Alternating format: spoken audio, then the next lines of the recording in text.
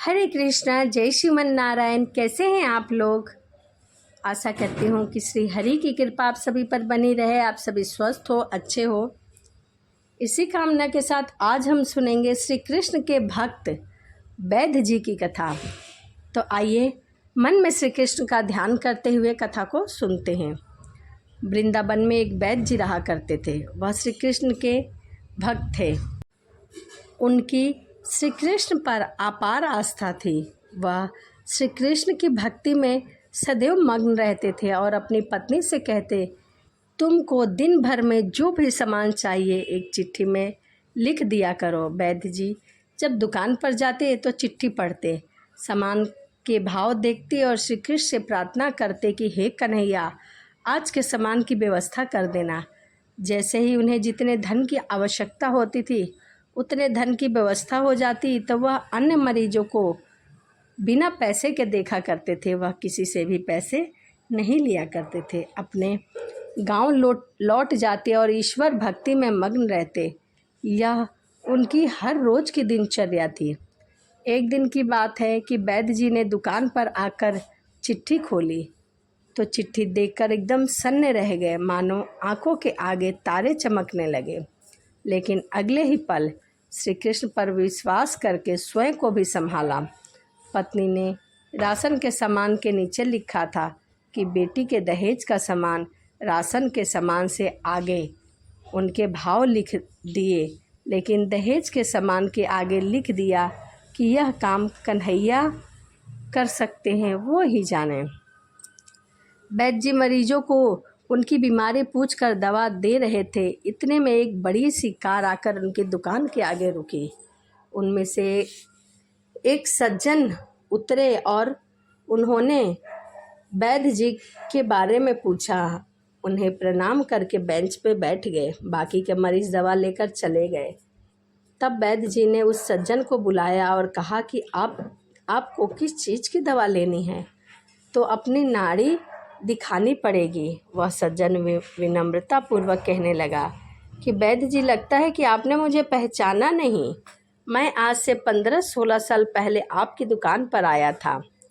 मैं इंग्लैंड में रहता हूँ। इंग्लैंड जाने से पहले ही मेरी शादी हो गई थी, लेकिन हमें बहुत सालों तक औलाद का सुख प्राप्त नहीं हुआ था।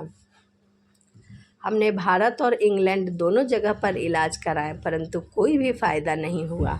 फिर मुझे किसी ने आपके बारे में बताया। आपने मुझे सांत्वना दी और कहने लगे कि निराश नहीं होते, क्योंकि श्री कृष्ण के खजाने में किसी चीज़ की कमी नहीं है, किसी बात का अभाव नहीं है। खुशी, गम, जीवन, मृत्यु सभी ईश्वर के हाथ में है। ईश्वर पर भरोसा रखो। अगर कन्हैया की कृपा हुई तो तुम्हें संतान सुख अवश्य मिलेगा। आपने मुझे दवाई की पुड़िया बना कर दी और उसे खाने की विधि भी बतला दी। आपने उन पुड़ियों के लिफाफे में श्री राधा कृष्ण के नाम लिखकर मुझे दिए थे। जब दवा लेने के पश्चात मैंने आपसे दवा के पैसे पूछे तो आपने कहा कि पैसे की कोई ज़रूरत नहीं है, लेकिन जब मैंने पैसे देने की जोर डाला तो आप कहने लगे कि मैंने आज का खाता बंद कर दिया है।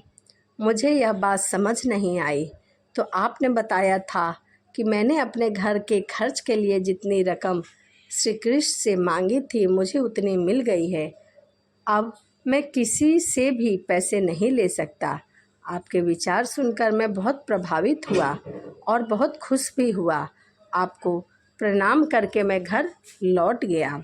घर जाकर मैंने अपनी पत्नी को सारी बात बताई। वह कहने लगी कि वह वैद्य जी जरूर देवता पुरुष होंगे। उसने विश्वास करके दवाई खाई। उसके पश्चात मेरे 3 बच्चे हुए। हम पति पत्नी हर समय आपको धन्यवाद देते रहते हैं। वैद्य जी, मैं तो पत्नी और बच्चों के साथ इंग्लैंड में ही रहता हूँ, जहाँ वृंदावन में मेरी एक विधवा बहन रहती है। मैं परिवार सहित अपनी भांजी की शादी के लिए ही वृंदावन आया था।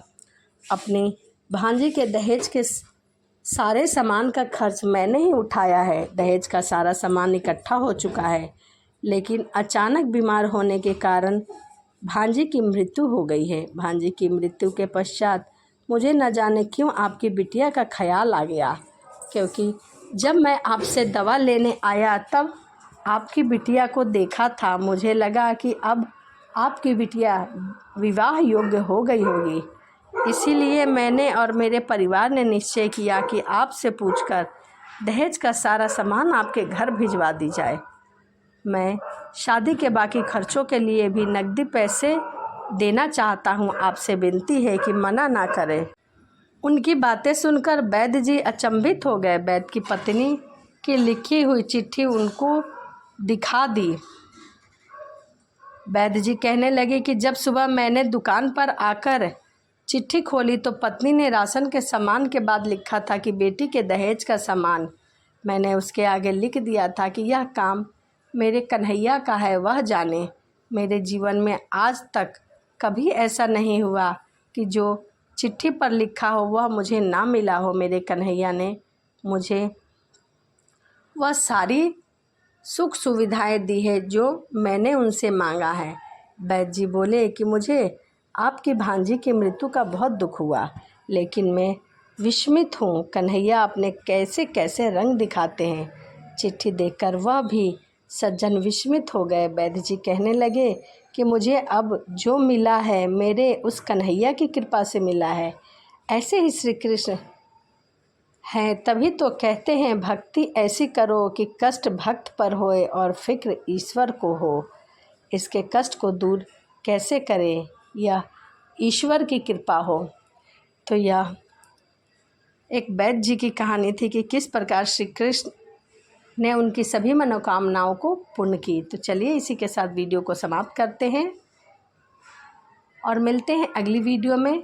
इस वीडियो से हमें क्या सीख मिलती है? इस वीडियो से हमें यही सीख मिलती है कि हम कोई भी कार्य को करते हैं तो हमें उन पर विश्वास रखना चाहिए। यदि हम उन पर विश्वास रखेंगे तो हमारी जो भी कार्य हो वह सफल होगी। तो चलिए इसी के साथ वीडियो को समाप्त करते हैं और मिलते हैं अगली वीडियो में। सभी को राधे राधे। जय श्रीमन नारायण। हरे कृष्णा।